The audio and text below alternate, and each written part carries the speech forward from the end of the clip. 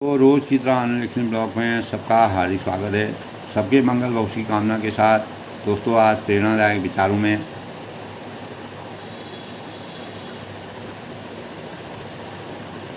योग में विफलता तथा सफलता से अर्जुन, श्रीमद् भागवत में अर्जुन ने भगवान मर्यादा पुरुषोत्तम भगवान राम से अनेक प्रकार के प्रश्न उत्तर किए और जिसके परिणाम स्वरूप योग में विफलता और सफलता के वास्तविक भाव कैसे हम अपने अंतःकरण में विराजमान कर सकते हैं, अपने अंतःकरण को पवित्र बना सकते हैं। तो उन्होंने कहा कि योग में विफलता और सफलता का क्या रहस्य है, कैसे हम योग की वास्तविकता, सफलता और विफलता को समझें। तो इसी परिप्रेक्ष्य में दोस्तों, प्रेरणादायक विचारों में भगवद गीता के सीधी पथ में दोस्तों, अर्जुन ने जब भगवान ने कहा कि मनुष्य को स्थायी रूप से और निरंतर विष्णु के रूप में मन को केंद्रित करना होगा। यदि समाधि कहलाती, यानी कृष्ण भावनामृत में मन को भगवान की दिव्य सेवा में निरंतर व्याप्त रखते हुए नियंत्रित किया जाता है। और जब तक मनुष्य कृष्ण भावनामृत में लगा नहीं, तब तक वह मन को स्थायी रूप से नियंत्रित नहीं कर सकता है। तो कृष्ण भावना भावित भक्ति, जो भक्ति के बिना किसी पृथक प्रयास के योगाभ्यास का फल आसानी से प्राप्त कर लेता है, किंतु योग अभ्यास करता कृष्ण भावना भावित हुए बिना सफलता प्राप्त नहीं कर सकता। तो इसी परिप्रेक्ष्य में दोस्तों, अर्जुन जो थे भगवान राम जी के सारथी थे।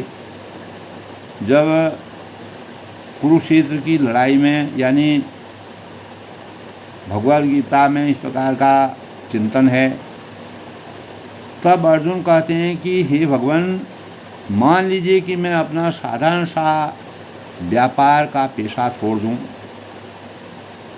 और यहाँ पर भगवान श्री कृष्ण द्वारा वर्णित असली योग का अभ्यास करने लगूं। यानी मैं अपने कर्मपथ को छोड़ करके भगवान की आसक्ति में लीन हो जाऊं। और मान लीजिए कि मैं अभ्यास करूं और किसी कारणवश असफल हो जाऊं और परमात्मा की भक्ति भी करूं और मैं उसमें सफलता न प्राप्त करूं, तो पूरी विधि को पूरा नहीं कर पाऊं, यानी पूर्ण रूप से मैं भक्ति, यानी जो साधना है, साधना के सांचे में सही ढंग से नहीं ढल पाऊँ, तो क्या परिणाम निकलेगा, इससे मेरे जीवन में किस प्रकार का उतार चढ़ाव होगा, किस प्रकार का परिवर्तन होगा। तो अर्जुन का यही प्रश्न, तब अर्जुन का प्रश्न यही था कि अर्जुन ने कहा कि अयति श्रद्धयोपेतो योग उज्ज्वलित मानसः अप्राप्य योग संसिद्धि कां गति कृष्ण गच्छति। यानी अर्जुन ने कहा कि हे भगवान कृष्ण, उस असफल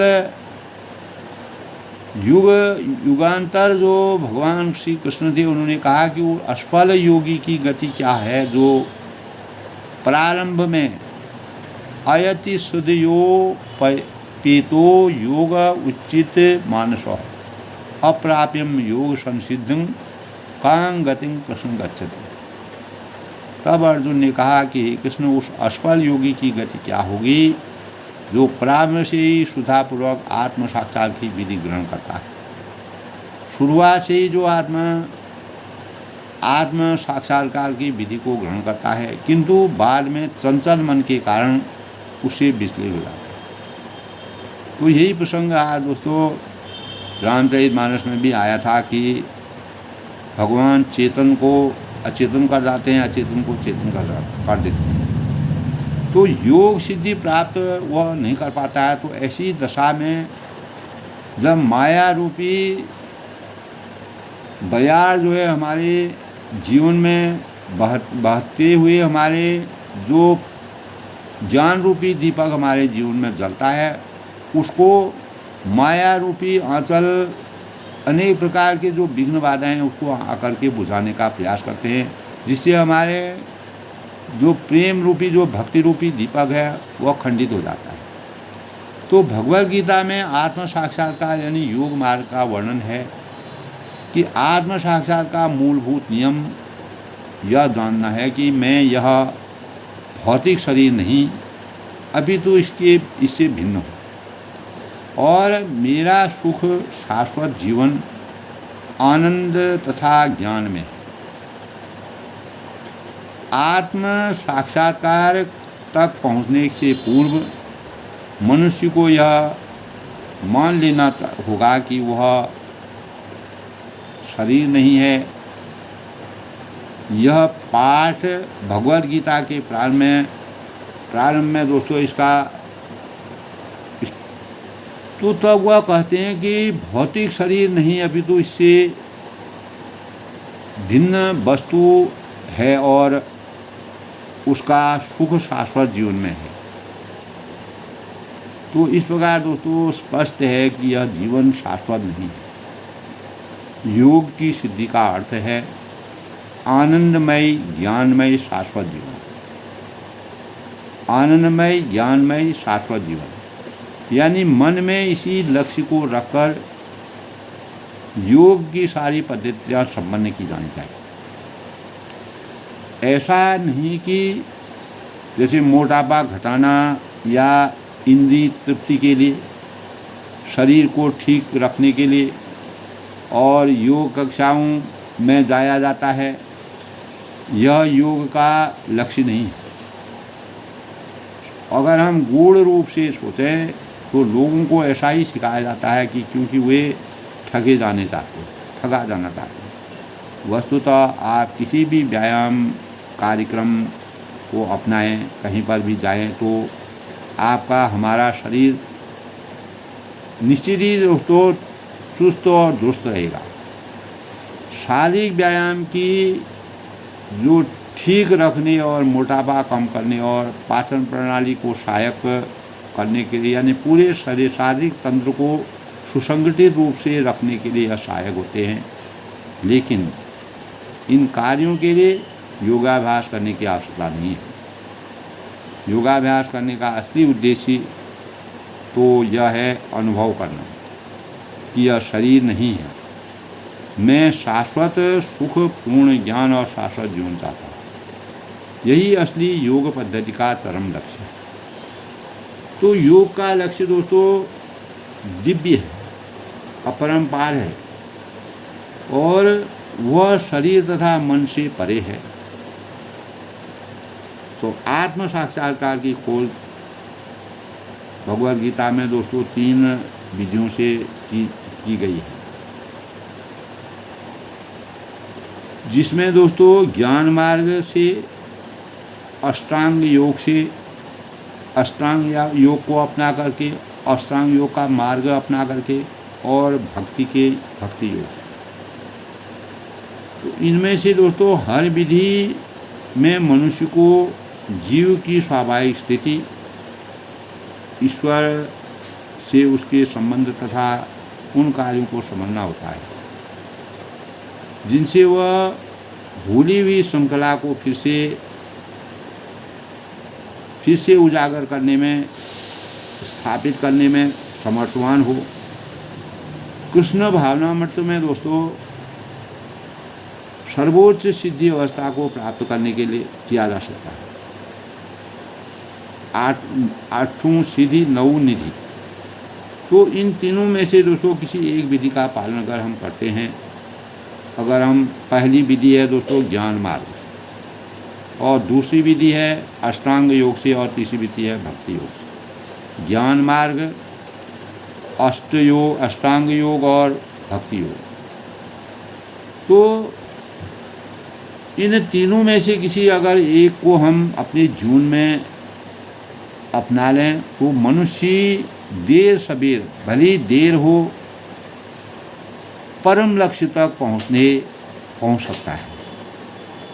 इसका श्रेणी विभाजन भगवान ने द्वितीय अध्याय में भगवद गीता में किया है कि दिव्य पथ पर थोड़ा सा भी अगर हम प्रयास करते हैं तो हमारा उद्धार के लिए महान आशा प्रदान करने वाले भगवान का आशीर्वाद हमको प्राप्त हो जाता है। इन तीनों मार्गों में भक्ति योग इस युग के लिए विशेष रूप से मानव जीवन के आज के जीवन के लिए उपयुक्त माना गया है भक्ति योग। और क्योंकि इस साक्षात्कार की एक सर्वाधिक प्रत्यक्ष विधि अधिक आश्वस्त होने के लिए अर्जुन भगवान कृष्ण से अपने पहले के कथन की पुष्टि करने को कहते हैं कि मनुष्य आत्म साक्षात्कार के मार्ग को निष्ठापूर्वक स्वीकार कर सकता है, किंतु ज्ञान के अनुशीलन की विधि जो है और अष्टांग योग का अभ्यास सामान्यतया इस युग के लिए बहुत ही कठिन है। तो क्योंकि आज के परिवेश में मानव के साथ को इतना समयाभाव है तो निरंतर प्रयास के बावजूद मनुष्य अपने अनेक कारणों से असफल हो सकता है। तो सर्वप्रथम यह है कि दोस्तों हो सकता है कि वह विधि का यानी विधि विधानों का सही पालन न कर सके। तो दिव्य मार्ग का अनुसरण करना एक तरह से माया पर युद्ध की घोषणा करना। इस प्रकार दोस्तों माया हमको अनेक प्रकार के गांठों के बंधन में बांध करके हमारे भक्ति मार्ग में अनेक प्रकार के विघ्न बाधाओं को डालने का प्रयास करते हैं। तो इसीलिए कहा है कि यह युद्ध की घोषणा का मार्ग है। जब हम आत्म साक्षात्कार की विधि किसी विधि को अपनाते हैं तो वस्तुतः हम माया के विरुद्ध युद्ध की घोषणा करते हैं। माया से हमको हमेशा के लिए छुटकारा पाना पड़ता है, उससे दूर रहना पड़ता है। माया निश्चित रूप से हमारे समक्ष अनेक प्रकार की कठिनाइयों को पैदा करती है, चुनौतियों को पैदा करती है और नुकसान पहुंचाने की कोशिश करती है और हमारे जो कार्य हैं उसमें अवरोध डाल देती है। तो ऐसे असफल होने की संभावना निश्चित है, किंतु मनुष्य को अत्यधिक दृढ़ धीर बनना होता है। तो काकभूषणी जी को भी दोस्तों अपने जीवन में जब वह इतने दृढ़ बने, एक कौवे के स्वरूप में जन्म लेकर के उन्होंने अपने जीवन को जितना सार्थक बनाया, मर्यादा पुरुषोत्तम भगवान राम जी जिस प्रकार से उनके जीवन को सार्थक बनाने के लिए कौवे के रूप में जो नीच पक्षी माना जाता है उसके रूप में अवतीत होकर के भगवान के वास्तविक प्रसाद को प्राप्त किया। जो कोई भी बड़े बड़े ऋषि मुनि और आराध्य देव भी उनके लंबे समय तक के सत्संग को सुनने के लिए जाते थे अपना रूप बदल करके। तो उसी प्रकार दोस्तों उसके लिए धैर्यता की ज़रूरत है। तो जब भी कोई व्यक्ति माया के पास से भाग निकलने का प्रयास करता है, यही बात गरुड़ जी को वह आज के ब्लॉग में दोस्तों उन्होंने यही संबोधन किया था कि माया यानी जब माया के पास से भाग निकलने का प्रयास करता है तो माया विविध प्रलोभनों से जो अभ्यास करता है, जो उसका निर्वहन कर रहा है, वो पराजित करने का प्रयत्न करती है, उसमें विघ्न डालने का प्रयत्न करती है। तो बुद्ध आत्मा पहले जो हमारा आत्मा है वह भौतिक शक्ति के गुणों द्वारा लुब्ध किया जाता है। उसको अपने घेरे में ले लिया जाता है, उसको प्रलोभित किया जाता है। जिस प्रकार हमको गलत कार्यों को करने के लिए अनेक लोग गलत प्रलोभन लेकर के गलत कार्यों को करने के भावों का संचार इस कलयुग में होता है, उसी प्रकार माया भी अपने अनुशासन विमुख होकर के हमारे भक्ति मार्ग में आकर के अनेक प्रकार के बाधाओं को डालती हैं और यहाँ तक कि दिव्य अनुशासनों को संपन्न करते हुए भी यह योग उच्चलित मानस कहलाता है। यानी योग अचलित मानस कहलाता है, दिव्य पथ से विचलन होना। यानी हम जिस मार्ग पर चल रहे हैं उस मार्ग से हम विचलित हो जाते हैं, उसमें हम पूर्ण रूप से दृढ़ता से संगठित नहीं हुए, तो आत्मबल हमने खो दिया। तो अर्जुन आत्म साक्षात्कार के मार्ग से विचलित होने के विषय में जिज्ञासा करते हैं। उनकी जिज्ञासा भगवान से प्रश्न करते हैं कि जैसा कि भगवद गीता की एक जगह भगवद गीता में कहा गया है कि योगात का अर्थ हो, यानी योगाभ्यास से चलित का अर्थ विचलित तथा मानसः का अर्थ मन है, और अतएव इसकी हर संभावना रहती है कि मन योगाभ्यास से यानी विचलित हो जाए। योग से हमारा जो जिस कार्य में हम लगे हैं उससे विचलित कर दें। हम उसके यानी हम किसी भी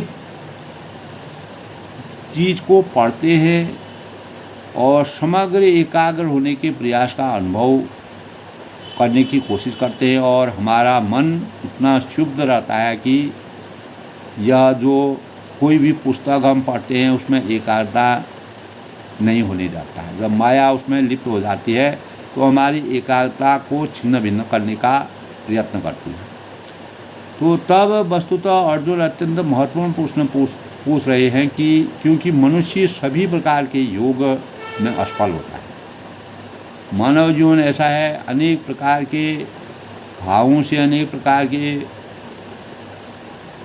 लोभ है, मोह है, शोह है, क्रोध है, महत्वाकांक्षा है, यानी अपेक्षाएं हैं, तो उन्हीं के जालों में और निस्वार्थ रूप से वह नहीं रहता है और निज हित की कामनाओं को ज़्यादा करता है।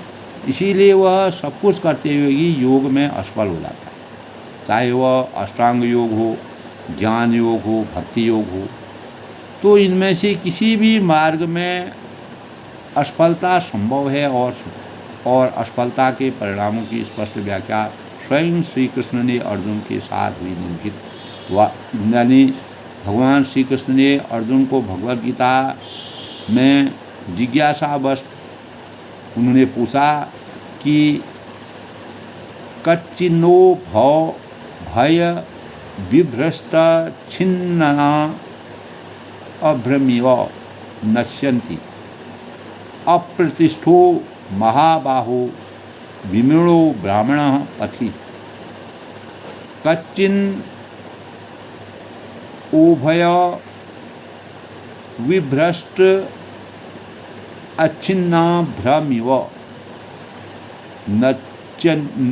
नश्यन्ति अपृष्टो महाबाहो विमूढ़ो ब्रह्मणपति। यानी उन्होंने कहा कि हे महाबाहु कृष्ण, अर्जुन ने कहा कि हे महान बाहुबली, जो महान शरीर से महान विराट शरीर के श्री कृष्ण का स्वरूप है, क्या ब्रह्म प्राप्ति के मार्ग को भ्रष्ट ऐसा व्यक्ति आध्यात्मिक और भौतिक दोनों ही सफलताओं को च्युत नहीं होता है और छिन्न भिन्न बादल की तरह विनिष्ट नहीं हो जाता है। जो इस प्रकार बादल जो हैं जब अस्त व्यस्त हो जाते हैं, एक दूसरे से अलग हो जाते हैं, बीच बीच में उसका जगह रह जाती है, तो वह छिन्न भिन्न अवस्था में जाता है। उसी प्रकार मानव जीवन भी अगर वह ब्रह्म की प्राप्ति के मार्ग में भय यानी अनेक प्रकार से माया के अगर वह किसी भी योग साधना, भक्ति साधना और अष्टांग साधना में अगर वह सफल नहीं होता है तो उसका जीवन छिन्न भिन्न हो जाता है। तो क्या इसमें छिन्न भिन्न बादल की तरह विनष्ट हो जाता है।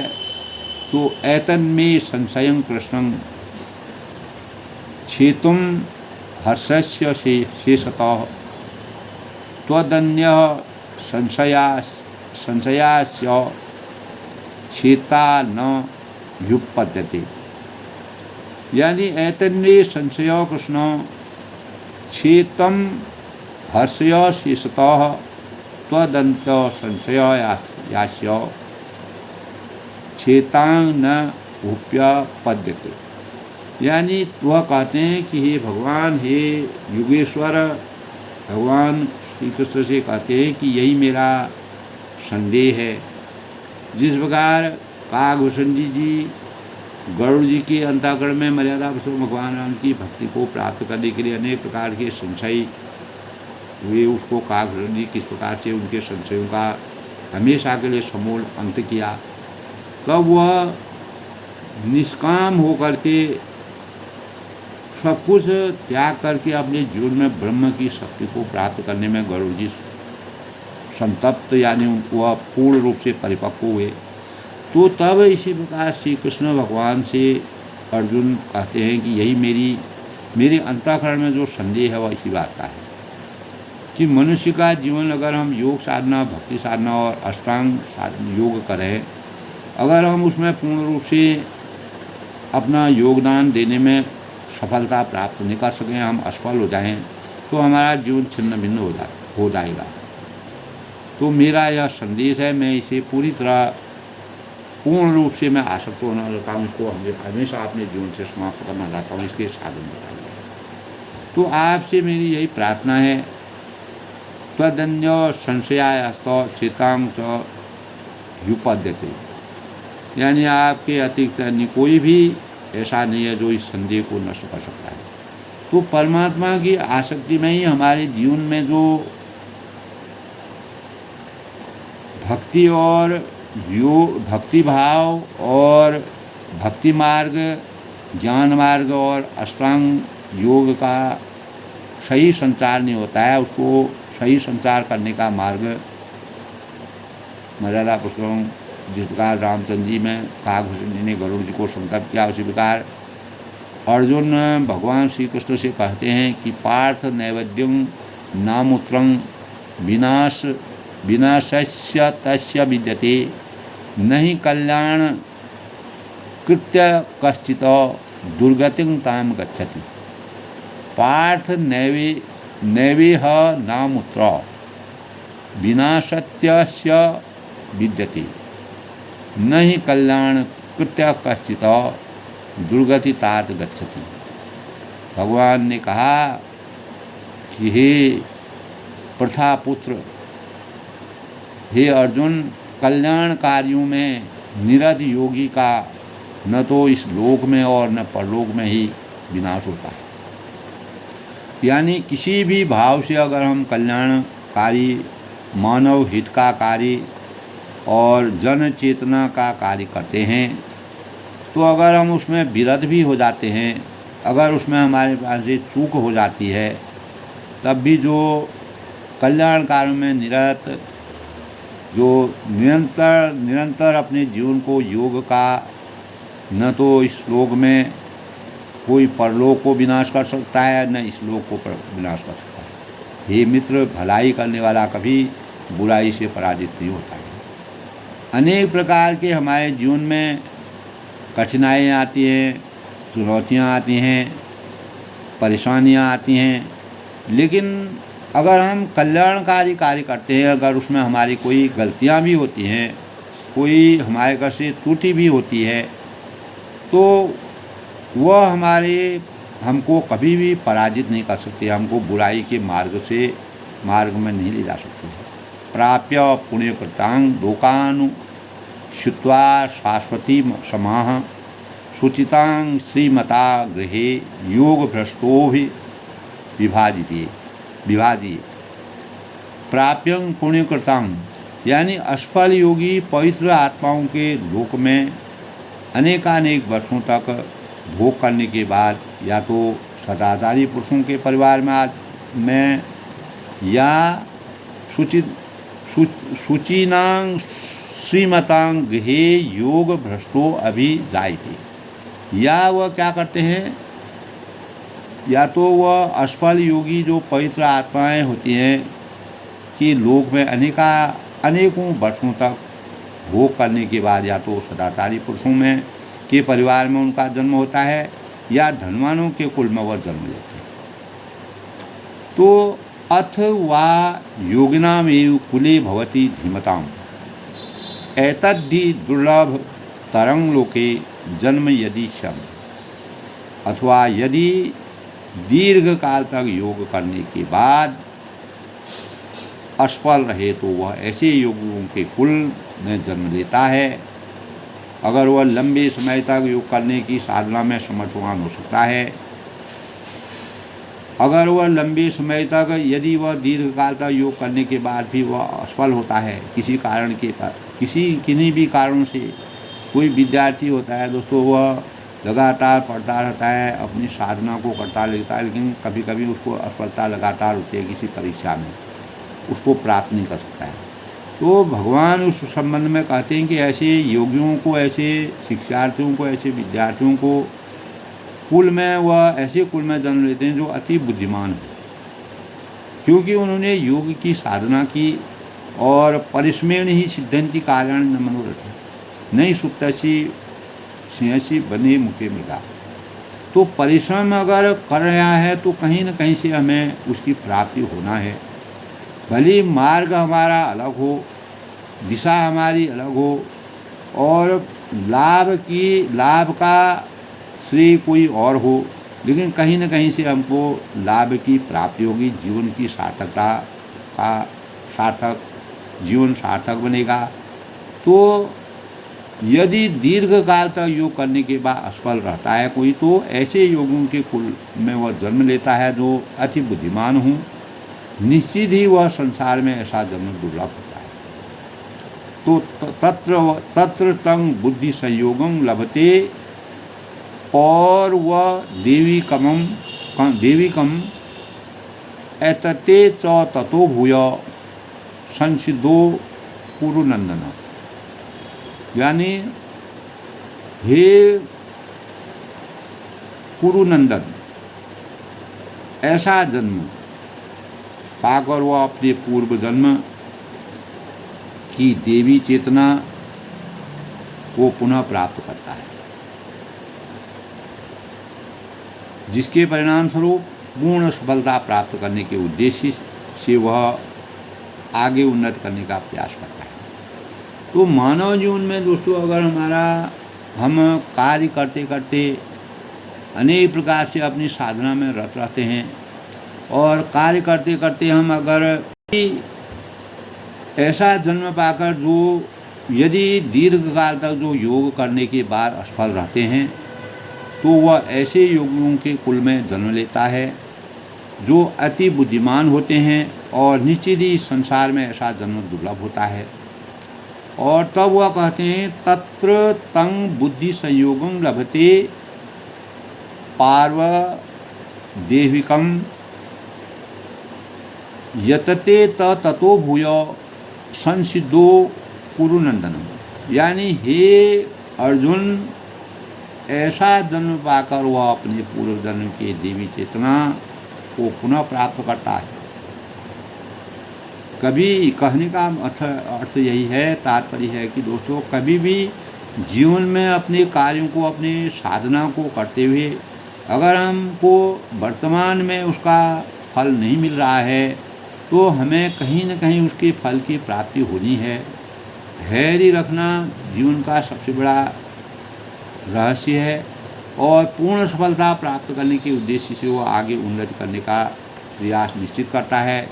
यही और असफलता के यही कारण है। तो तभी कहा है पूर्वाभ्यासे तनैव हीयते ह्यसोऽपि सः जिज्ञासुरपि योगस्य शब्द ब्रह्मात्युवर्तते। यानी अपने पूर्व जन्म की देवी चेतना से वह चाहते हुए भी स्वतः योग के नियमों की ओर आकर्षित हो जाते हैं, क्योंकि हमारा जीवन चक्र जो चलता है दोस्तों, तो हमारी जो अच्छाइयाँ हैं, बुराइयाँ हैं, वो कहीं न कहीं हमारे साथ चल रही हैं। ऐसा जिज्ञासु योगी जो है शास्त्रों के अनुसार अनुष्ठान यानी अनुष्ठान जो होते हैं उससे परे स्थित होता है, उससे बिल्कुल अलग होता है। तो इस प्रकार दोस्तों आज के प्रेरणादायक विचार में अर्जुन ने भगवान कृष्ण से योग में विफलता और सफलता के भावों का जो प्रश्न किया, उस संदर्भ में भगवान कृष्ण ने उनको, योगेश्वर ने बताया कि हम अपने जीवन में योग, भक्ति योग, ज्ञान योग और अष्टांग योग को करने के बाद भी अगर कभी अकारणवश कभी असफल भी होते हैं तो उसका फल हमें कहीं न कहीं देवी शक्ति के रूप में प्राप्त होता है और अपने पूर्व जन्म के देवी चेतना से वह न चाहते हुए भी स्वतः योग के नियमों की ओर स्वयं ही आकर्षित हो। तो ऐसा जिज्ञासु जो योगी होता है वह शास्त्रों के अनुष्ठानों के परे स्थित होता है।